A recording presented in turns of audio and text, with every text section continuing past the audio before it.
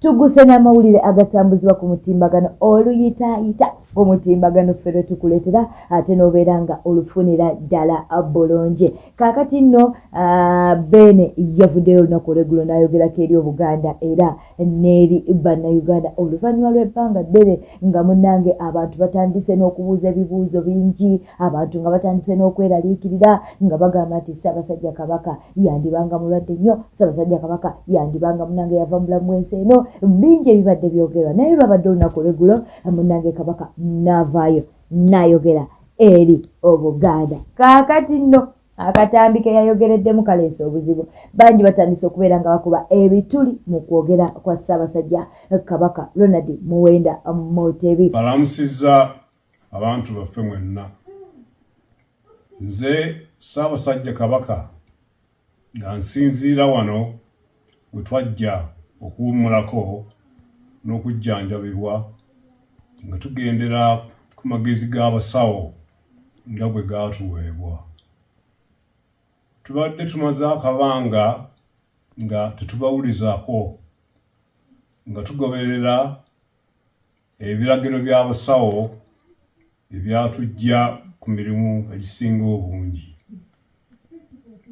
Embeera y'obulamu bwaffe egenda etereera era tusuubira okudda ku butaka mu biseera ebitali byawala nnyo.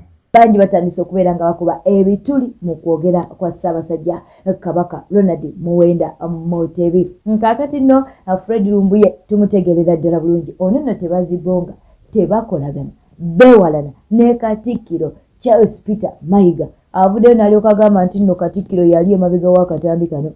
Yali emabega w'akatambi kano era ye n'agamba nti akatambi kali fake. N'agamba nti akatambi kano si katuufu. Yabadde ayogera si Ssaabasajja Kabaka Ronald Muwenda Mutebi mbu bakozesezza AI. Kiri ku mutimbagano mukwano naffe twasalawo okubeera nga tugakuleetera nga we tugalaba. Fred Lumbuye ensonga zawadde agambye nti kuva ddi nga Ssaabasajja Kabaka Ronald Muwenda Mutebi yeeyanjula eri abantu bakulembera. Kiri ku record Ssaabasajja Kabaka mu Buganda, Ssaabasajja Kabaka teyeeyanjula. Nti nze Ssaabasajja Kabaka tekibangawo. Njagala oleeteyo vidiyo emu Ssaabasajja Kabaka nga yeeyanjula. Olaba nange kakkakulege kaffennyera ebbuga lya Labisi bwe mba njogera no ku vidiyo seeyogerako nti nze Lumbuye Kajubi ntuuse ntandikirawo kubanga eddoboozi lyange mulimanyi n'ekifaananyi kyange mulimu seetaaga beeyanjulira. Ssaabasajja Kabaka teyeeyanjula nga bano bakoze. Ndoza mukitegedde bulungi nnyo. Muwandike wansi mbage bano mbeesobolera bonna TV ne radio nzeesobolera. Ssaabasajja Kabaka teyeeyanjula. Ng'agenda okwogera teyeeyanjula. Bw'atyo bw'avuddeyo n'agamba nti kuva ddi nga Ssaabasajja Kabaka yeeyanjula, kuva ddi nga Ssaabasajja Kabaka mbutayambadde galubindize. Bingi nebiri mu kutambuzibwa ku mutimbagano. Tugenda kubeera nga tukuwa akatambi ate ka Fred Lumbuye munnange nga ye akuba ebituli mu katambi kano kagambibwa nti nno Ssaabasajja Kabaka Ronald Muwenda Mutebi ye yabadde ayogera. Ate era abantu ab'enjawulo bakyavaayo okuba nti nno bakuba ebituli mu katambi kano. Vidiyo tugenda kubeera nga tuzikuteerako. Akati oyo goli mukulabaawo ye mukulu Fred Lumbuye. Fred Lumbuye yavuddeyo n'awa bwino n'agamba nti nedda akatambi kano mwakakoledde mu kupapa. Akatambi kano mbu mwakakoledde mu kupapa mbweyo editi okitegeera. Bw'atyo ye bwe yavuddeyo n'agamba lwaki tetumukuwa ne tumukuteerako mukwano naawe n'obeera nga ate omulabira ddala bulungi n'osobola okuleka obubaka bwawe mu comment section woba naawe olina ky'osobola okuteesa. Naye nga Beene yavuddeyo olunaku olw'eggulo munnange n'ayogerako eri Obuganda era essanyu eri Abaganda, essanyu eri Bannayuganda. Wabula embeera yo si nnungi.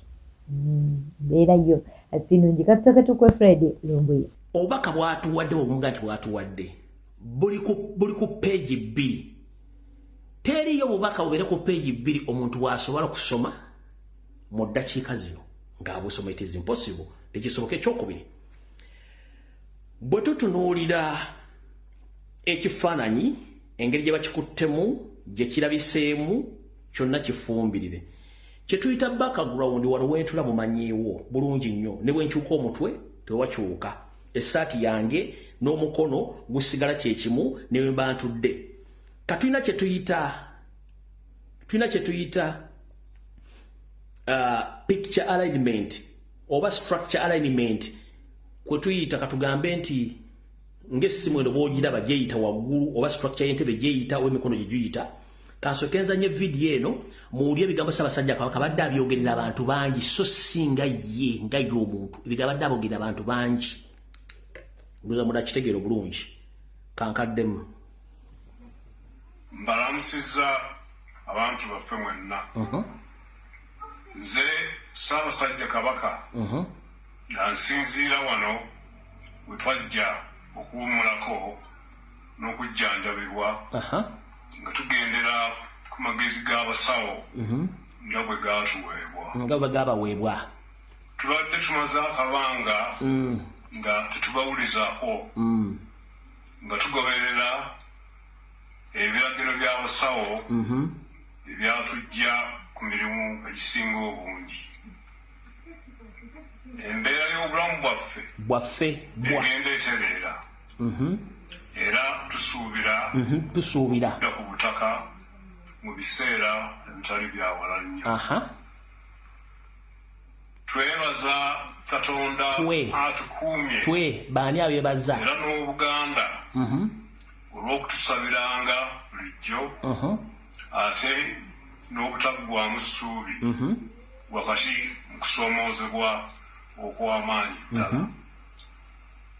Twebaza Katikkiro, baminisita n'abaami ba Kabaka bonna olw'okusigala nga batambuza emirimu gy'Obwakabaka. Owulira nnyo ewasembayo ng'afundikira kiseera nga tutuli mu nsi. Ebigenda mu maaso byonna tubigoberera era twebaza Obuganda olw'obujjumbize mu mirimu gy'Obwakabaka. Twebaza abantu baffe abagoberedde empisa, obuwangwa, ennono n'obulombolombo mu kiseera kino ekizibu ddala. Nga bwe tutera okwogera bulijjo, owulira nnyo ewasembayo amaanyi gaffe gali mu kwegatta. Tukubiriza abantu baffe okusigala nga bali bumu. Ewasembayo awo Mukama abakuume. Ndowooza otegedde.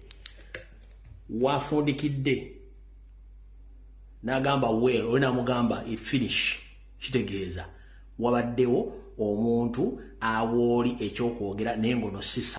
Nga tuvuddewo Fred Lumbuye ate njagala tubeere nga tukutwalako ew'omugole. Omugole ono oluvannyuma lw'okwanjula kwabwe munanga ate wayita ennaku ntono n'ava mu bulamu bw'ensi eno. Gannaku naye munange ffe tukuwa olugambo olutambuzibwa ku mutimbagano n'obeera nga otambulira mu kumanya. Kaakati n'omugole gwe twogerako yafuluma ndowooza emirundi gyalinga ebiri ng'agenda okuwa baawe kabo ka muwala ate n'omulundi ogwasooka naye era nga mu kidaala olabira ddala nti omuntu yali tali bulungi. Kaakati nno omwami we avuddeyo n'abaako byayogera ku nfa ya mukyala we, wabula n'agamba nti omukyala we yamutwala mu ddwaliro, ab'eddwaliro ate baasalawo ne bamugamba nti amwongereyo mu ddwaliro eddene, wabula ky'ataasooka kukolerawo kwe kusooka mbu n'abaako gy'amutwala. N'abaako gy'amutwala era gye bamugambira nti olumbe olutawaanya mukyala we munnange lumbe Luganda.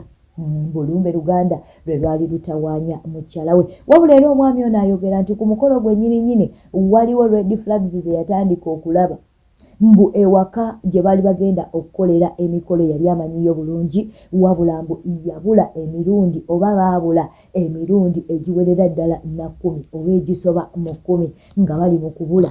Okitegeera era ku mukolo baatuuka babuze emirundi egiwerako. Kaakati mbw ate we baatuuka ate era n'amasannyalaze ne gagenda. kwegamba ebyuma ne bicyankalana era omukolo gwasooka ne gutambuzibwa nga munnange tekuli byuma. Ensonga nno bwe zityo ate bwe ziri. Kaakati nno munnange omu kubaawerekera ku mukolo baabaali ku mukolo ogwo era abaagulimu ennyo naye ayina byavuddeyo n'abeera nti nno ayogera ku nfa y'omukyalo ono gwe baagenda mu bazadde be ne balyoka babeera nti nno banona. Ono nno agambye nti mu kiseera ekyokuziika jjukira bano baali basiraamu mbu waliwo omukyala eyali mu baami ng'omukyala ali omu jjukira abakyala abasiraamu tebatuuka ku ntaana. Kakati munnange ono yajjira mu baami ngazze naye kuba nti naate aziika wabula ne wabaawo eyamulaba mbu mu kumulaba ne babeera nga bamugobaganya naye mbu yalina bye yali akutte okitegeera. Bwetyo bwetutambudde olunaku olwaleero ago ge tubadde nago ge twagadde okuba nti nate tukuwa naye teweerabira ekiro tujja kubeera nga tukuwa we buwungeeredde mu Uganda nga tukuwa amawulire nti mu Uganda we buwungeeredde ate ki ekituuse. Amawulire ago tosaanidde kubeera nti nno ate ogasoleka obakabawo mu comment section. Tonna subscribinga mukwano subscribinga likinga ate olekewo obakabawo mu comment section. Eno ye News Spark channel.